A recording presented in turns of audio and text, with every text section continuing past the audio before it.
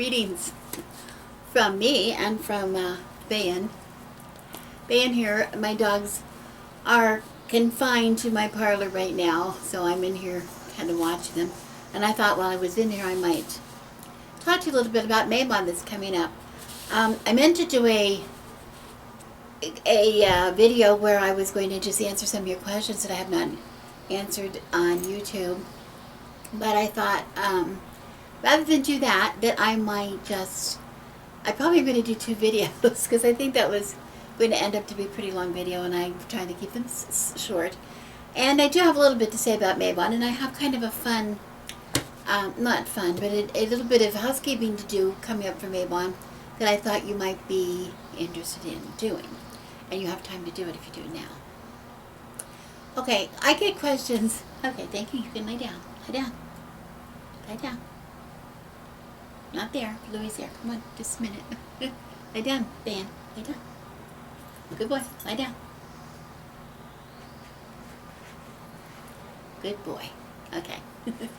I get questions all the time. Ask how I celebrate the Sabbats or any kind of holidays. And I'm not trying to be vague about it. It's just that I don't do exactly the same thing every year. A lot of it depends on my year.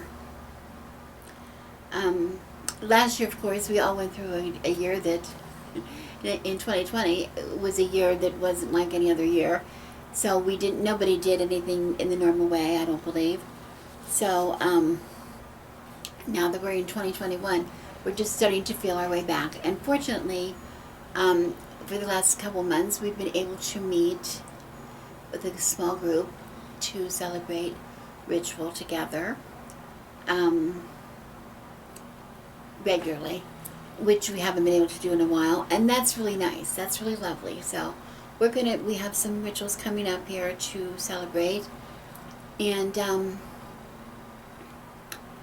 but the rituals that I realize that not everybody has that, and I didn't always have that, and I've had it with different groups as well. So it's never been the same necessarily from one group to the next. But many years celebrating the Sabbats without any group at all. But just even when I am, and I realize I'm very lucky to have a group now that I can celebrate with. But I want to remind you that the ritual that we celebrate for the Sabbats represents a moment in time only.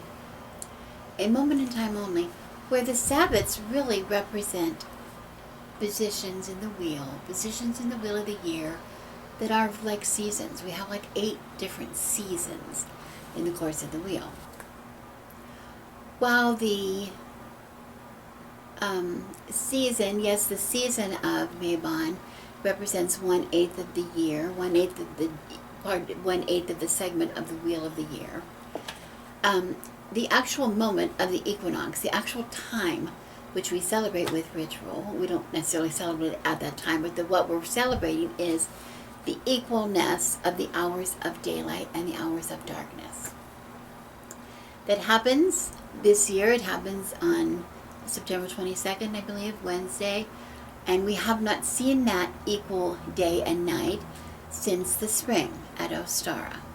And we will not see that again since the spring next Ostara, which happens the end of about the around March 21st, 22nd in there. Okay? It depends, the calendar. The actual date changes between 1 and 2 or 3 days, but it's always around the same time. Okay? Now, what happens, there's equal light and day at both of those times. Now, what happens following Mabon, following the equinox, the next day, there will be more hours of darkness and light, and in those hours of darkness will increase gradually each and every day until we get to the solstice, the winter solstice, which represents the longest night of the year. That is the darkest day of the year, where there is more, we keep getting more and more darkness, so that is the absolute longest time and the absolute shortest time of daylight in our year. After that, it starts to increase again, increase back, till again they become equal at Ostara, or at the spring equinox, okay? So what is this about? How does that affect us? Why do we care? Why do we care? Well, of course, if we are a society that is dependent on agriculture, we care about it very much because we have less hours of daylight to grow crops. Less hours of daylight also means colder temperatures. More and more night means colder temperatures. The animals, the birthing cycles of the animals, reproductive cycles of the animals are affected. For me, as a person who has chickens in my yard, my hens are, as we're getting darker days, more and more darkness, the hens will lay less and fewer and fewer eggs. In the dark, they just don't.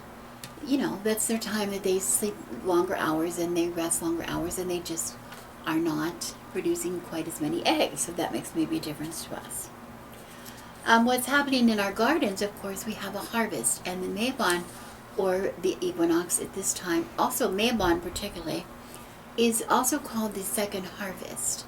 The first harvest happened at Lammas in the beginning of August, and this harvest, we have the second harvest, and the final harvest will be at Samhain at the end of October. Now, this harvest represents for a lot of us the end of a lot of our summer crops. We're going to be seeing the summer crops coming to an end. We still have some crops that we're going to be harvesting up until even Samhain and a little bit later on. But we're seeing some of our most tender crops right now, particularly for us. We're seeing the end. Our cucumbers are about done for the year. The plants just have produced enough cucumbers that the plants are starting to die off, and they're not going to produce any more. There may be time to grow some more cucumbers if I had planted another crop, but this crop that was in there pretty much has done its work, and now it's dying and withering and will be removed from the garden. I have beans. This year I'm not growing beans because I had so many beans in years past, but I even have a picture. I have a picture. It reminded me of a blog in my blog on birdandthecrone.com. My blog that I don't keep up very regularly with it, but I was looking on there earlier, and I even have a blog post about one of my blog posts on Mabon. I called it the Harvest of Second Chances, and it shows a picture of my dead beans. The beans which when I do grow beans, most people, when they grow them, after they're done harvesting what they want, the remaining beans of their crop, they leave on the vine, and then they dry. They allow them to dry on the vine. And that is how they get their seed for the following season. Okay, those beans will dry in the pod, and when they're completely dry, you can take them out and take the beans out, and you have seed. You have your own seed. Okay, we're collecting all kinds of seed this time of the year as we complete our harvest. The cucumbers, the last of the cucumbers, we're allowed to get as ripe as possible before we harvest them because we want them for seed. So I have called Mabon in the past my second chance harvest, because what I mean by that is I might have had some problems with my tomatoes. I might have had blight or blossom end rot or splitting from irregular water or whatever pests. Whatever you have in common year for a gardener, you always have good times and bad times in your garden.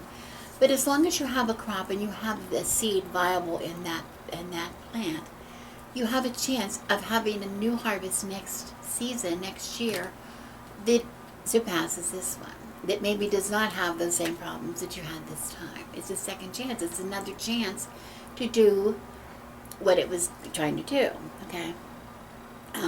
It's a time we don't have to necessarily repeat. It's a reminder that just because we had mistakes this year doesn't mean next time we have to repeat the same mistakes. We're learning from maybe some of the mistakes we made, or we're learning to look out for certain pests that we let get out of control or whatever. Okay? Well, the same is true in our lives. The same is true in our lives. And so this happens, it's an excellent time of the year to look at what you've done and kind of learn from your past, to take stock, as it will, between what has happened in the past and what is going on in the future, what's to come. It's a moment of time of balance between the past and the future, is the way I kind of like to think about it. If you are a gardener, it's a time You've worked very, very hard with your harvest, and now's the time to stop and pause and enjoy your harvest. Okay, to enjoy those. We're getting, now that we got some of our old tomatoes and things out of the way in our garden, or the cucumbers particularly, I think we got the vines removed, we discovered a volunteer cantaloupe that we didn't even plant.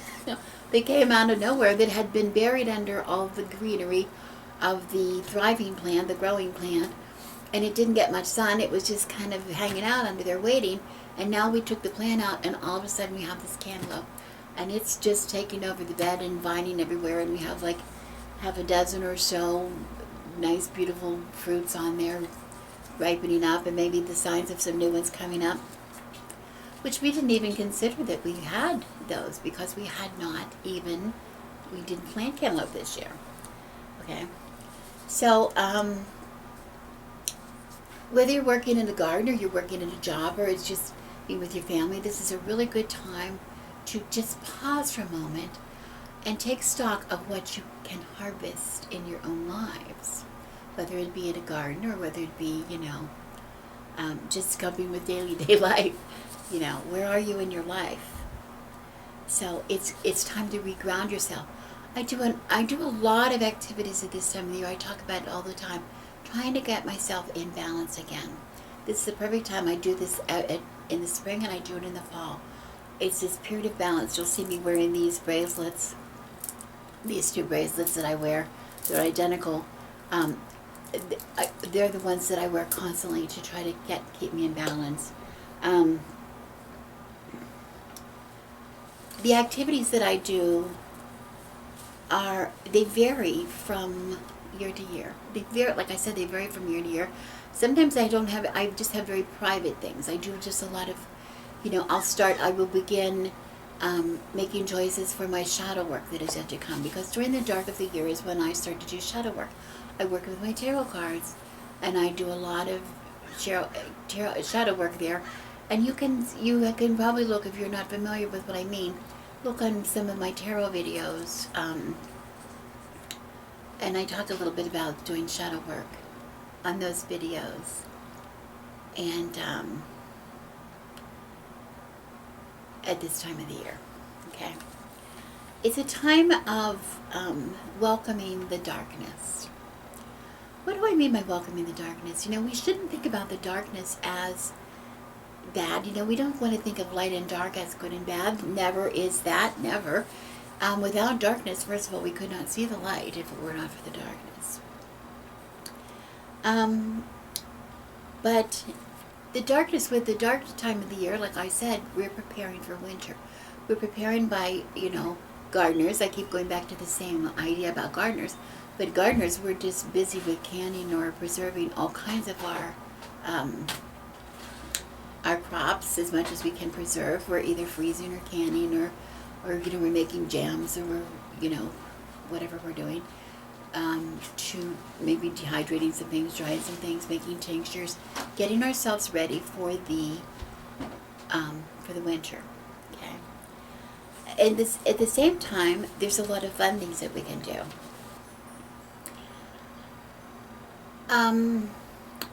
We don't always just do private things. Sometimes we do more elaborate things. For instance, in the last year of our normal time, 2018, Mabon, I don't know if I talked about it too much, maybe I did. I don't think I did a video about it, but my husband and I hosted what we called a black dinner. We had a really lovely, very formal, rather formal, not really formal, but very lovely dinner party with some friends, celebrate with some friends, to welcome the darkness into our lives, to celebrate the darkness. Now, it wasn't celebrating the darkness as most people think of as, it wasn't gothic or anything like that. It was just, but we did have a really lovely, elegant dinner party where everybody dressed in black, and the setting was black dishes and tablecloth, a lot of black, and most of the food was black or very dark, with some exceptions. We had some other things for contrast. Of course, you could not notice. You had to see some things, the contrast, to see the blackness, the darkness. But But it was a dinner party, but it was very fun. We did some fun activities at the dinner. We did a little bit of, a little bit of gaming kind of things with some shadow work using the Deviant Moon Tarot deck. We did. We, also, I had a lot of dark humor jokes that we read out loud and things like that. It was very playful. It was a playful way to welcome in the darkness. Now, obviously, I don't do that every year. I just do that occasionally. That was a lot of work and it was a lot of fun, but I don't do that for every Sabbath. That would be crazy. But so sometimes I have things that are very private, and some things I have things that are more celebratory with other people. Another activity that you can do at Mabon is a good thing to do is pendulum work. You know, I've talked to you about pendulums a little bit before. This is a pendulum I keep on my table here. I don't do pendulum work very often. I will use them if I want clarification. Particularly if somebody is really trying to clarify something with a tarot reading, that they really want a yes or no, or they really want a definitive, which I don't think you can get a yes or no really definitively with just tarot cards. I know other people will not always agree, but some people just want that, and I'm not really a fan of yes, no. But a pendulum is a good thing, because a pendulum represents the point between when it swings back and forth, it swings equally left and right, left and right, left and right, or front to back, front to back. There we go. And you see how that connects? I don't think it's such a subtle swing. I don't think you can see that when I'm holding it up. But when you have a good pendulum that connects with you, it does so kind of without you even. I wasn't trying to make that swing. It just, it connected with me. But anyway, pendulum, a lot of people feel the times of the equinoxes are really good times to do pendulum work. Ask some people, you can make like a board or lay something out where you show yes or no. You can ask yes or no. There's a lot of ways to do it. And I really don't do it, so I'm not going to really give good examples of it. But if I was to do it, I would make some kind of layout that are equal, like show equal, like symmetrical. Everything is symmetrical, and with the center there, I would hold the pendulum, and then I would I would do meditation first, and I would have my atmosphere cleared. I would have everything cleared, my space cleared.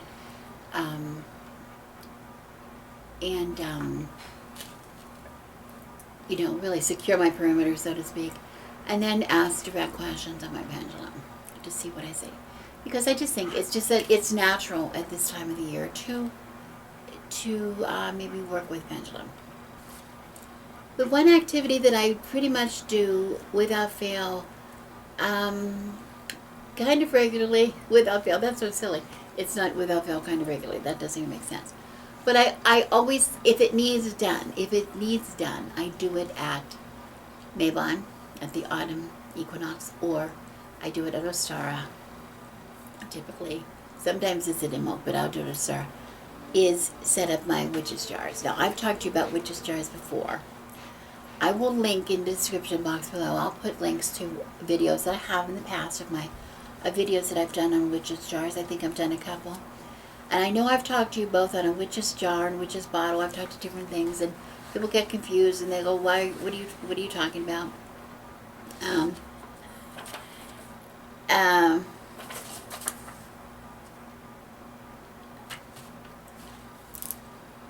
It's a method of protection that I use based in a jar. I use a jar, an empty jar, any kind of a jar.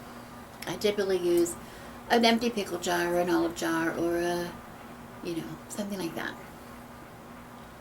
And I'm crazy about jars. I've got jars everywhere. I've done videos on all kinds of jars. So I save jars and I like to repurpose them. But I don't know if I mentioned it. I think I did mention it. we were doing some yard work, I believe last winter, or this winter, in winter, or either late winter or early spring. We were doing some yard work with our children, with a couple of our children were here, and we had a witch's jar buried in the one garden by my one back door, around where we were working, but we weren't working there at all. And my husband looked over for some reason, or he was going in the house, he went to come in the house, through that door, and he glanced over into the bed, and there, coming up through the ground, was a jar that we had buried, I don't know how, a couple years ago. And for some reason, it was resurfacing. And so he was very subtle, and he got that jar, and he took it, and when we don't rebury it, what we do in that case is we take that jar, and he took it off the property, and he took it somewhere to dispose of the jar. He put it into a bin somewhere, probably in a shopping center somewhere, where it would be taken and just, carried away. Hopefully the glass would be recycled. Who knows what will happen to it. But the point is, he disposes of it, and he turns his back on it, and he walks away, and he does not look back on it. That's just his method. That's his method, and I condone that. That just is something that feels comfortable for both of us to do. There's no rules about it. That's just in our comfort zone, okay? But, and then we determined we would be making a new jar, and we were waiting pretty much until now to make the jar, because I have so many other jars. I have jars buried, things around my property, but we also use, like, I call it witch's bottle usually when I'm using it indoors. It's the same thing, but I put them in, the conduits are sometimes a little different, but sometimes I do them indoors, and I have some indoors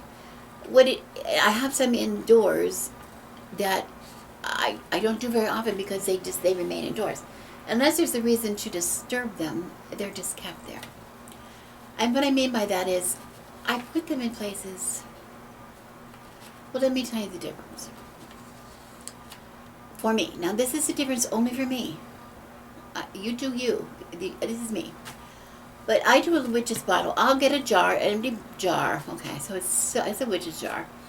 And then I will put in that jar things from everybody in the house, pretty much. I will put in some hair or fingernail clippings or whatever of maybe me, something represented from me, something represented from my husband. I will put dog hair or toenail clippings or something from my dogs. I will put, cat claw or cat hair, or my cats from time to time will discard a whisker.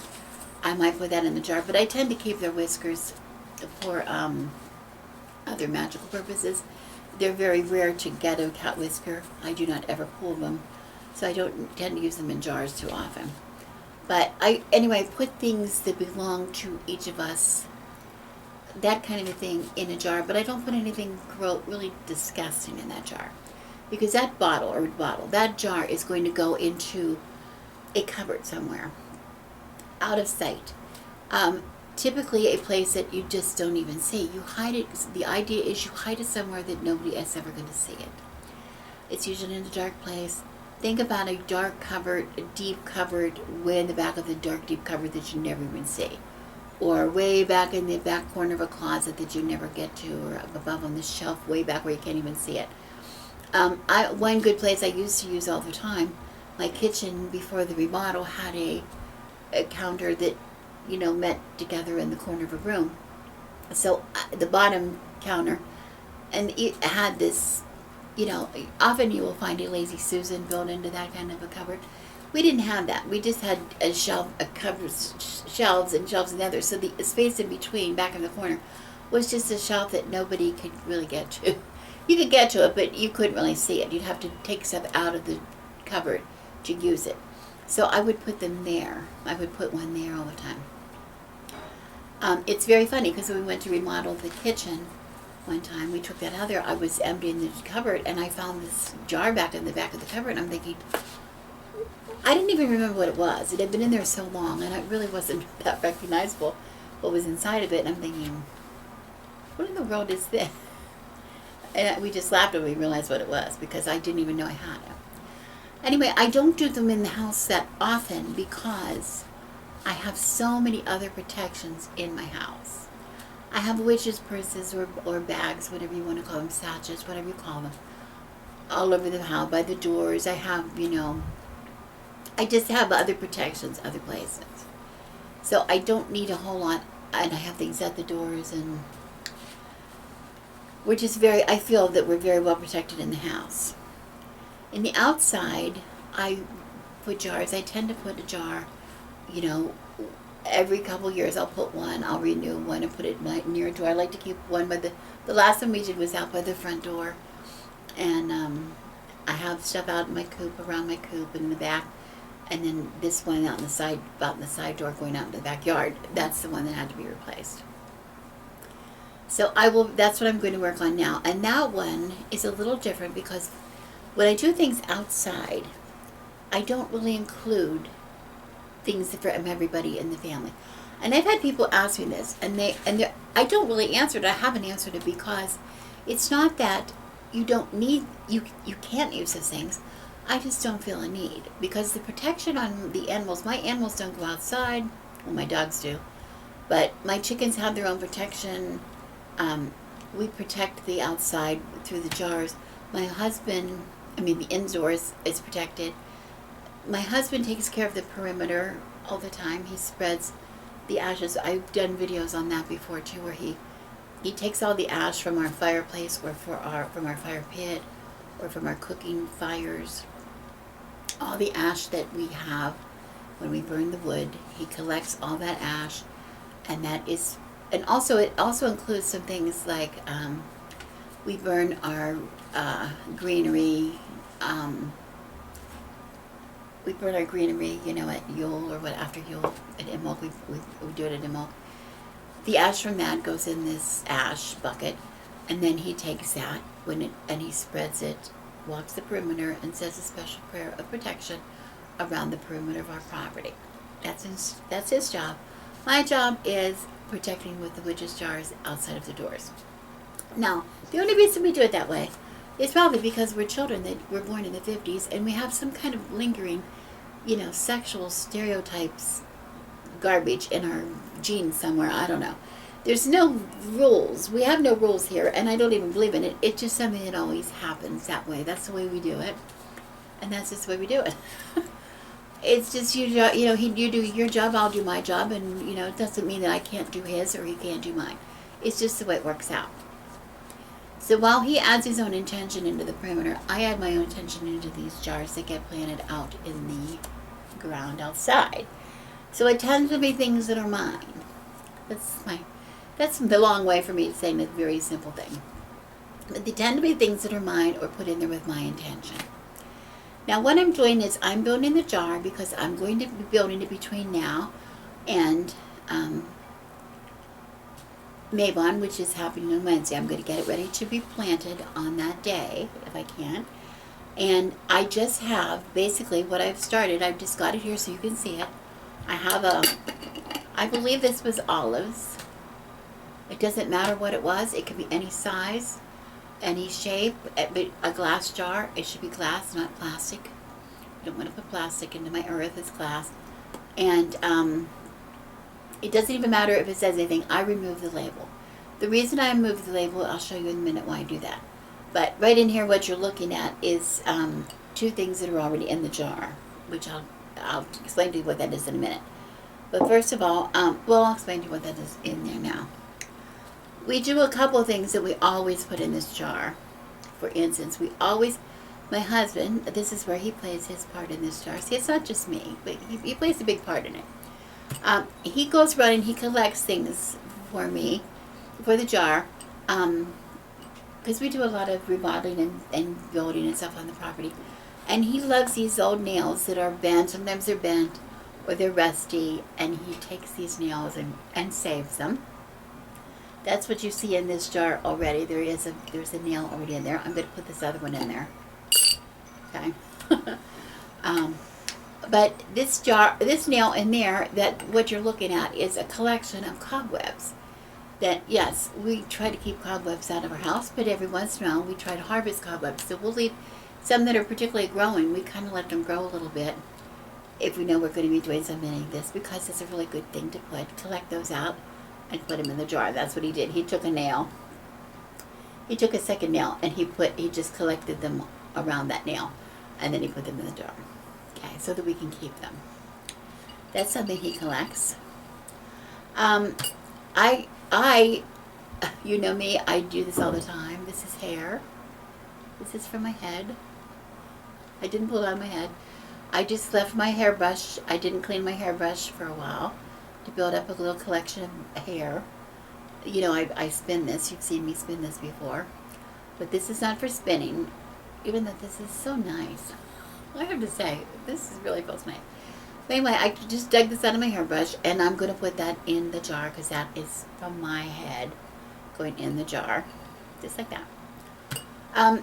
Another thing my husband collects is broken glass. We even have in my witch's cupboard, here's this little jar with a little tape on it, and he put on there, broken glass.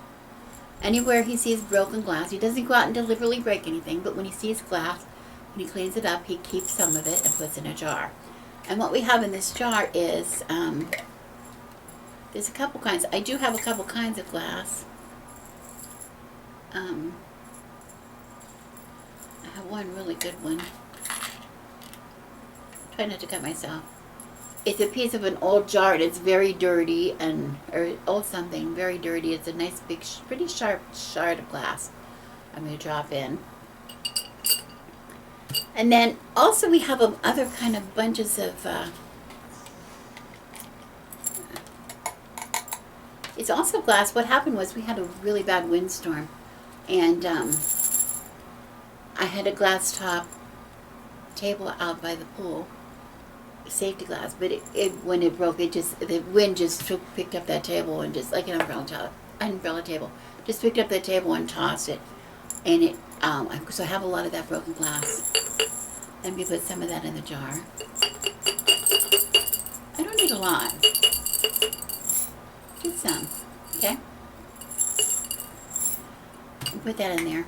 And you will notice that things that I'm adding, I'm not adding with any ceremony or any enchanting or anything like that. Because right now, I'm working.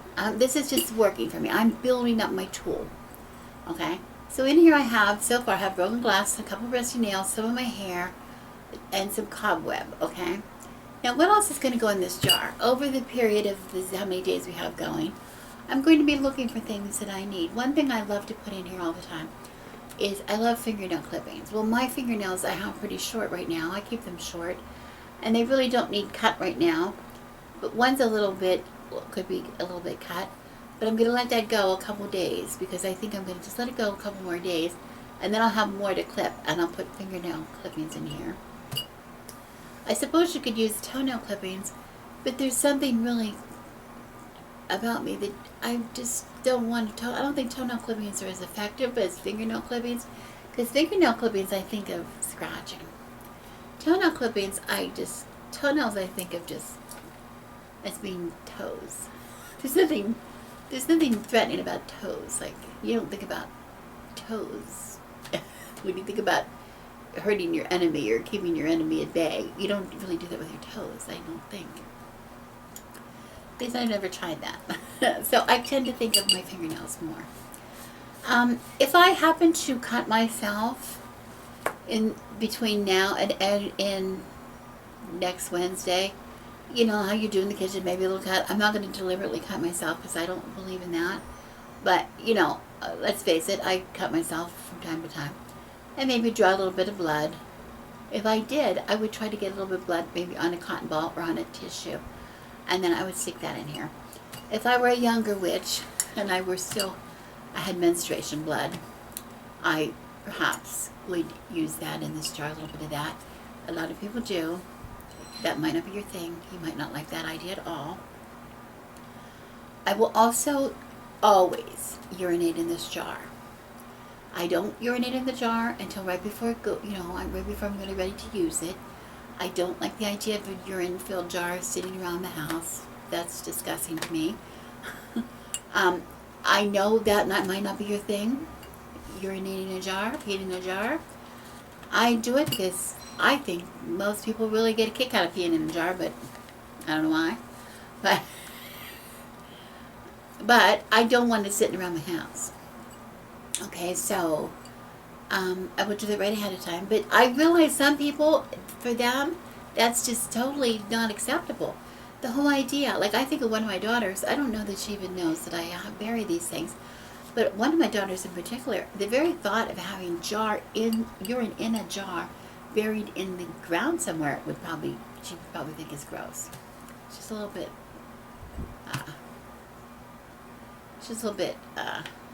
special that way. Anyway, you get the idea. But I love using urine in a jar. I love using that. I think it's very powerful. Now, why am I putting that in the jar? And why am I putting these things? You can put other things in here. You think of what things you would put in there. A lot of people put like tangled threads or tangled yarns or knotted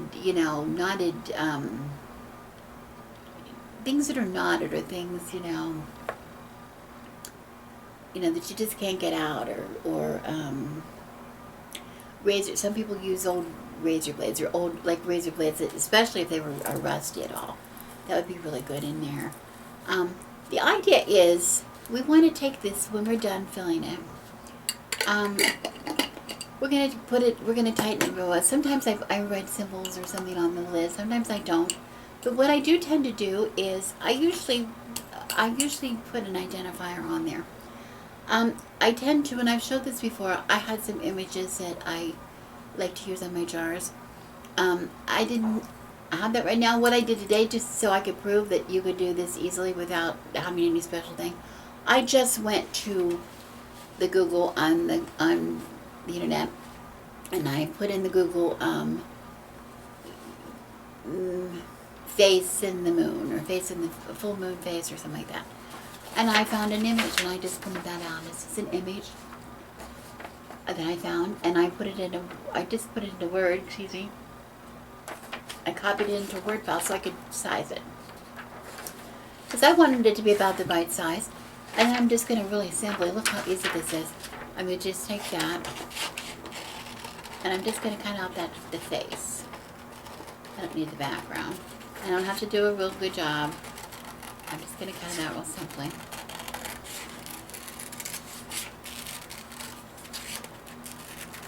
Here's riveting TV.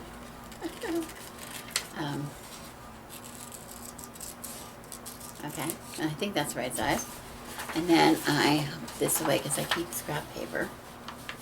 My husband collects scrap paper. So I have a face, and I have a jar, and I'm just going to put the face on the jar. Now what I normally use is Mod Podge, and I'm still going to use Mod Podge, but since I'm in my parlor, I don't use it in here. But for right now, I'm going to just use a glue stick.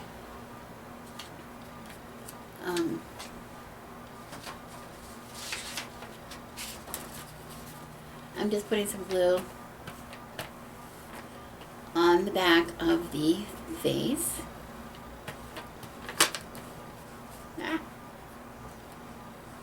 And I'm just sticking it on the jar. Look at that, slick as anything, right? And I will take later, done. And I will later take, wait, let me cut that off.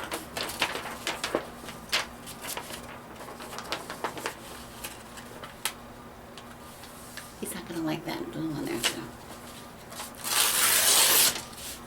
This one goes in the trash. It's been glued. And this one, I'll show you what he does. This is his scrap paper. We have a little drawer. He keeps it in there when he writes a shopping list or whatever he writes. And then I go back and straighten that up because that drives me crazy. Anyway, this is gold to him. Anyway, I've got the face on here. Now later, before it goes to go in the ground, I will put a couple layers of Mod Podge over that. It's not necessary. I do it because that keeps, there's going to be moisture in the ground, and that keeps the image just intact a little longer. Eventually it's going to just come off of there. You're not going to see it very well. But why the image at all? Why a face at all in here?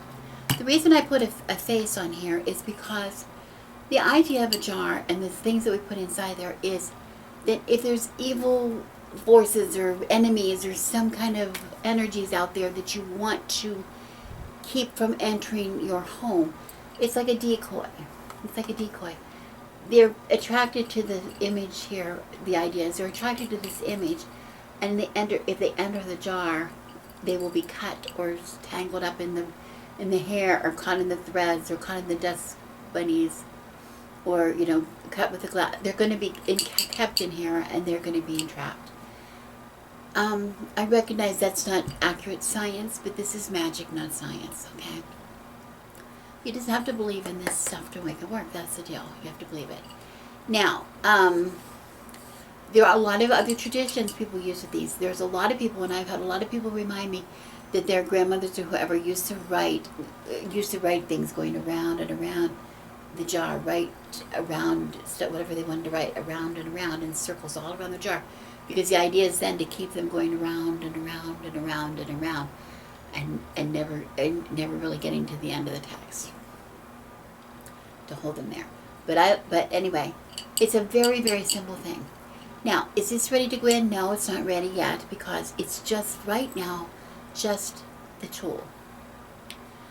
Remember, this is just the tool. The magic is not in the olives or the olive jar. The magic is not in the hair. The magic is not in the nails. The magic is not in the broken glass. The magic is not even in my pee, which I think is pretty damn cool. The magic is in my intention. The magic, the protection is in my intention. I am going to put my intention clearly into this. That's the magic. Don't just make a jar like this and bury it and think it's going to work for you. You need to do something. You need to add your magic to this. You need to add your intention. Now, whatever that means to you, it's up to you. It's up to you. It's what you think will work for you. It's not what I think will work for you. It's what you think will work for you. What I will normally do, I have showed you videos in the past, and I can link to some of them if I think about it in the description box below if you don't want to go look at them. But I've done some other things within using intention. And where I have done them, I've passed it through, and this is very common. People do this all the time. Taking my jar, setting up an altar space, some kind of a sacred space, clearing it, and then have representations of the elements. What's the element of air, the element of fire, the element of water, the element of earth, and passing through, the jar, through those things with intention, for my intention being to protect my family, my home, and my family. To keep harm from entering into my home is my intention, and I need to do something to raise that energy to make that happen. Again, it's not magically in the jar until I put it into the jar. So that's why this is going to stay anywhere. I can put that anywhere, and I can add things if I find something, as the week goes by. I can add it to the jar, and then when I'm satisfied that it's ready to do it, I'll urinate in the jar, and then I will set up my space.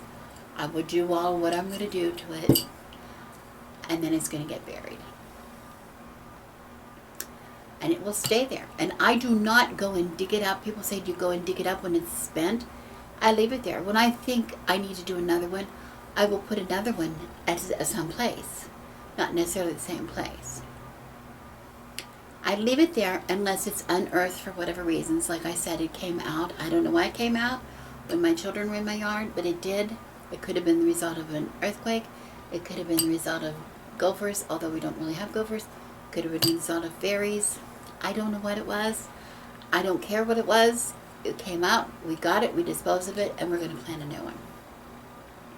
If that never would have come up, I still would probably, since it's been a long time since I've put a jar, I would have still put one in.